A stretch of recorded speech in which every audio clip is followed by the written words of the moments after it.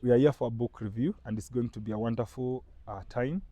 The book is authored by a very famous woman leader of this state.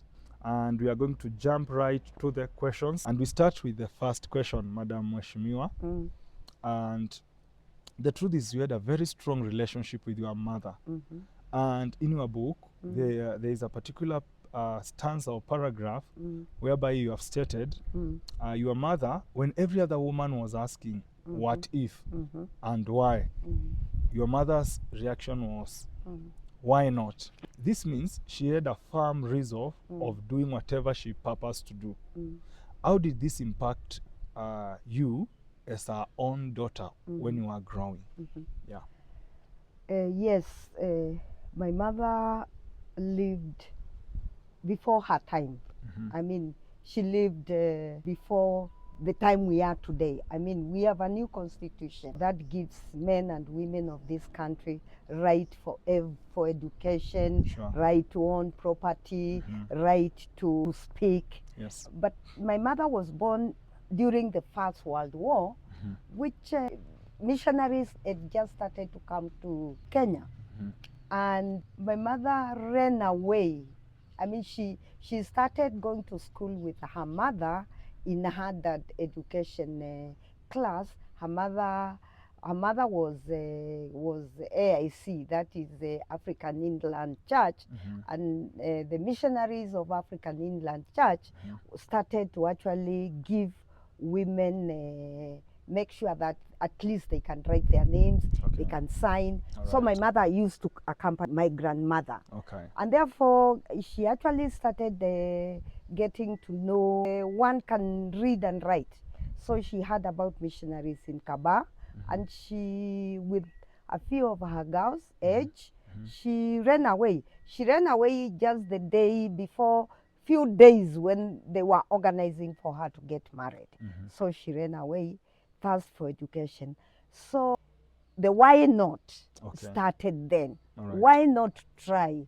Why not walk in the wilderness to go to Kaba? And those days there were no roads. To look for something that she was yearning for. I think my mother going to look for education, to look for better life, also made me also struggle and all the time ask, why not me? So as a young girl, being brought up by a mother, or all the time she's in pursuit of a particular purpose, how did that help you achieve your goals as a young girl? And I know mothers of this country would not be different from my mother. And of course, mothers from that age, of course, were different because that time culture was so strong.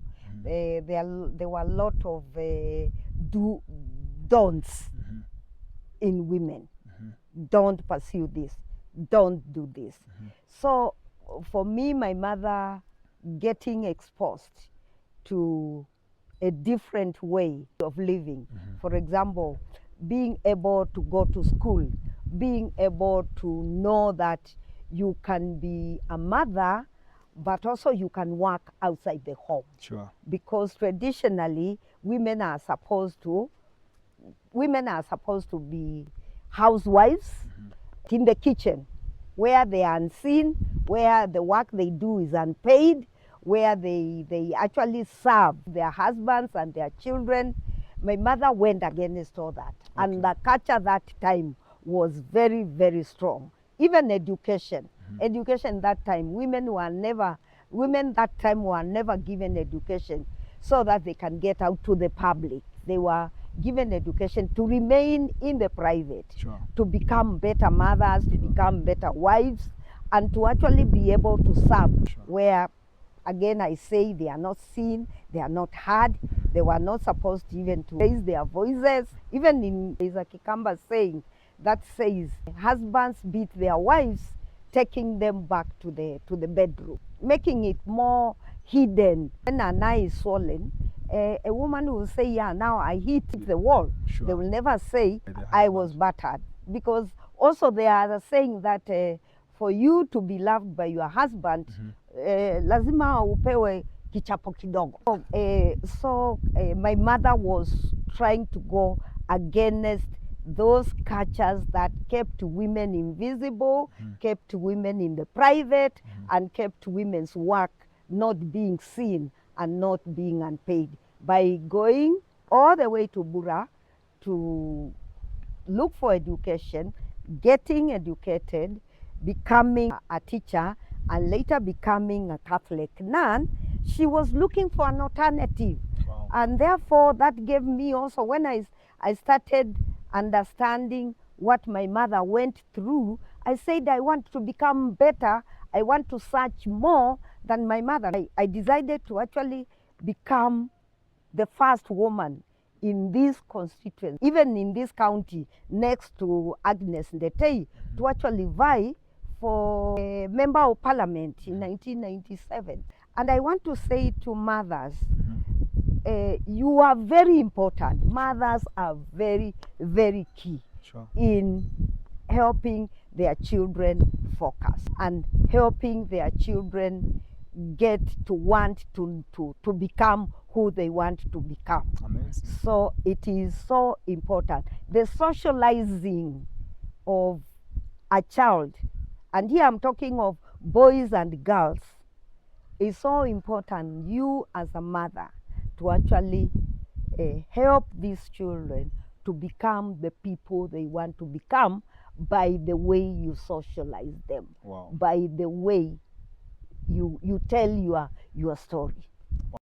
This gives us a picture of you being an extension of your mother. Yes. And that's amazing. Yes, yeah. Now, your mother lived in challenging times, especially the culture which was surrounding her. Now, nowadays, times are challenging. How can you encourage a woman that there is power in resolving to pursue a purpose, regardless of how the situation is? So current women who are facing challenges and they have goals to pursue, what is your word for them? Again, let's go back to mothers. So you as a mother, what are you telling your child? What are you telling your girl? Are you helping her to know that she can become the person she wants to become? Are you affirming her? Are you telling her you can do it? I know you can do it. Are you also helping her to be able to be satisfied with what she has? Sure. Because a lot of us, a lot of young women, because of not being helped or not being socialized to be confident in themselves, to know who they are, to actually realize that, yes, I come from a socio-economic that I can't get everything. So when I go, for example, to university, I meet young men, young women that come from high class. What values have you instilled in this young man, in this young woman, to go, when they go out there, they have something to hold on to? Sure. Have you helped them to really get to accept, this is where I come from. I want to make my life better. And the way I can make my life better is working hard. Nice. Is actually facing the situation and saying no to things that challenge my values, and saying yes to things that are actually, that are firm, that I have grown up with. In chapter 2 of your book, you explain how your mother and had to sacrifice a lot so that he can access some education. So my question is, how did your mother, having had the opportunity to be literate or access education, how did it help her run her family? My mother was very influential. I think that going out there and getting to meet people from different cultures, and especially being educated in a Catholic institution, and also being able to say, yes, I want to become a teacher. Running away from Kangundo and all the way to Bura, I mean, she was exposed. Sure. She met cultures that that were different, being also formed by Germans. I mean, because the school was run by German and Austrian teachers, precious blood teachers, precious blood sisters. I think this gave her a different perspective. And even me, when I started as a teacher and later get exposed, traveled all over the world, I changed a lot of perceptions about life. Yeah, about life, about men and women, about values that I need to embrace, values that I don't.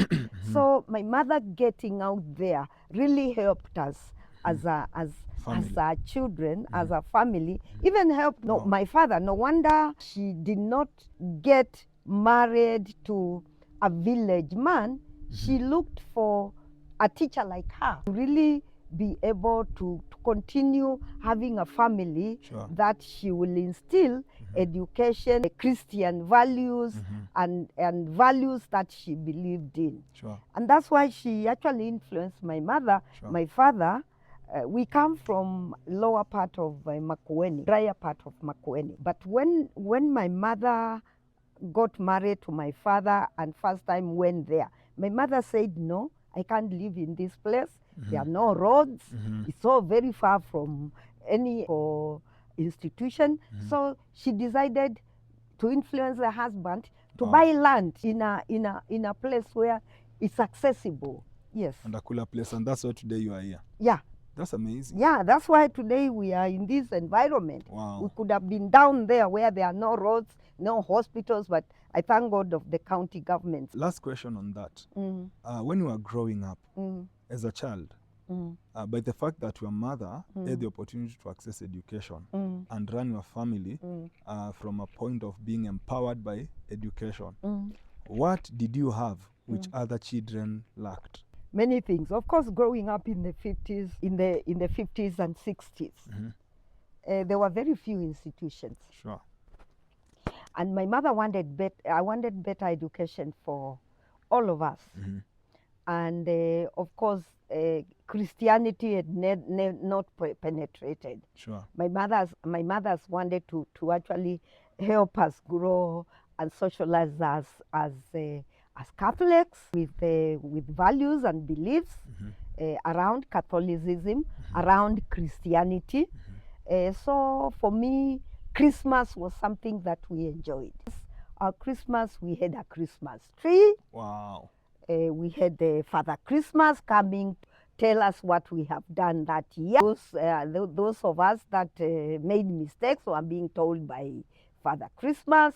We were given presents. We had a Christmas tree and presents around the Christmas tree, and grew up very different from other children. When I went for my Holy Communion, I was dressed up very beautifully. We received Holy Communion together, so we were really dressed up because, of course, my mother was exposed in Bura. I mean, and she grew up in a Catholic institution. So she practiced what of course, they had Father Christmas in Bura. She also brought that. Yeah, we had presents. I remember I was bought a red bicycle on my 9th birthday. Wow, and that is back in the 60s. In the 60s. I remember once the governor, Sir Evelyn Baring, I think that was the last governor we had before independence. I gave him flowers. So this helped me to want a better life. Again, I go back to parenting, doing what values are you instilling in your girl child, in your boy child, that they can grow up holding to those values. Wow. And I think today, socializing children has become very, very difficult because of the social media. So what are we doing to make sure that social media do not socialize our children? Sure, that's a great lesson. The level at which a parent is exposed equals the level at which their child will be exposed. You have talked of how you did very many interventions, especially creating safe spaces for children, especially the girl child.